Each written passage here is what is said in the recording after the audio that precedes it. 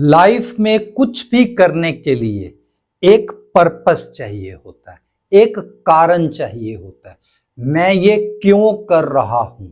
एक meaningful life के लिए, एक अच्छे कैरियर के लिए, एक अच्छे बिजनेस के लिए, ये एक कारण के ऊपर बेस होता है, एक पर्पस के ऊपर बेस होता है।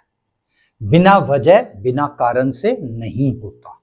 जब हम सुबह उठते हैं ना, तो उसके पीछे एक कारण होता है कि आज मैं किस वजह से क्या क्या काम करने के लिए दिनचर्या शुरू कर रहा हूं।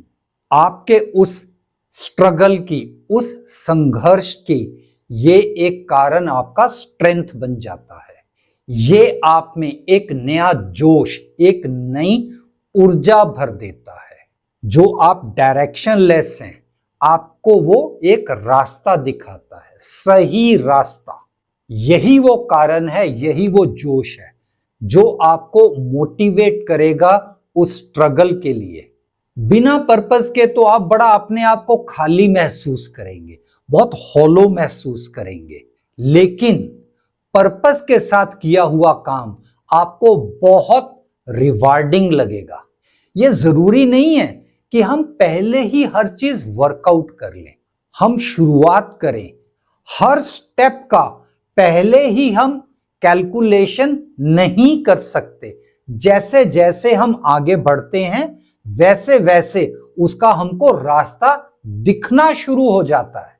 लेकिन अगेन, वो पर्पस, वो कारण, वो क्यों, वो जरूर क्लैरिटी होना पहले जरूरी है।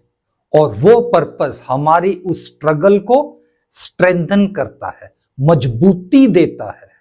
आपको बहुत परफेक्ट प्लान की जरूरत नहीं है। जैसे जैसे आप उस कारण की तरफ, पर्पस की तरफ बढ़ेंगे, आपको रास्ते दिखते मिलने शुरू हो जाएंगे। आप सिर्फ कारण ढूंढे कि आपको यह काम क्यों करना है, रास्ता खुद बनेगा। और जब आप उस कारण की तरफ आगे बढ़ जाएंगे, तो वो जो छोटे छोटे माइलस्टोन्स है ना, वो आपको बड़े नजर आने शुरू हो जाएंगे, आपको और ज्यादा स्ट्रेंथ देंगे, और ज्यादा आपकी हिम्मत बंधाएंगे। आपको उसका एक वैल्यू ऐड अपने में नजर आना शुरू हो जाएगा।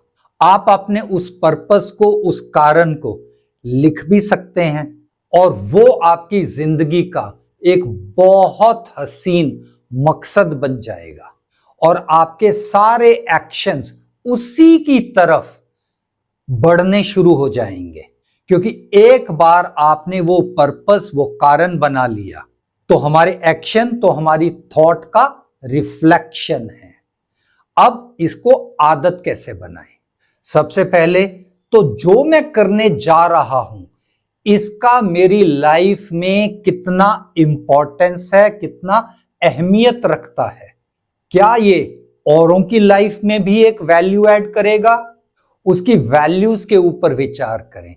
ऑनेस्टी, सिंसियरिटी, फ्रीडम के ऊपर विचार करें। और जब आप उस पर काम करें, अपने पैशन के ऊपर जरूर इंट्रोस्पेक्ट करें कि क्या आप जो परस्यू कर रहे हैं, जो कारण है, आपका उसमें पैशन है? क्या आपका स्किल सेट उसके अनुरूप है? इसका दूसरों की जिंदगी में, लाइफ में क्या पॉजिटिव इंपैक्ट आएगा? और इसका रिवॉर्ड, चाहे वो आपके बिजनेस में हो, कैरियर में हो, फाइनेंशियली हो, इसके ऊपर भी विचार करें। आप अपने पर्पस का एक स्टेटमेंट भी बना सकते हैं, शॉर्ट एंड क्रिस्प, बिल्कुल clear. Like my purpose is to give back to the society, to impart my knowledge and experience with others, with the younger generation. ये एक पर्पस है, और आपके डेली के एक्शन इसका एक रिफ्लेक्शन में आने चाहिए। और आपके जितने भी डिसीजन हैं, उन पर इंट्रोस्पेक्ट करें कि क्या ये मेरे एक्शन मेरे उस पर्पस के साथ अलाइंड है, इन ट्यून है। और अपने उन एक्शंस को आप पीरियोडिकली रिव्यू भी कर सकते हैं, उनको फाइन ट्यून भी कर सकते हैं। आपका पर्पस लाइफ में जैसे जैसे आप प्रोग्रेस करेंगे, थोड़ा और इवॉल्व होता जाएगा।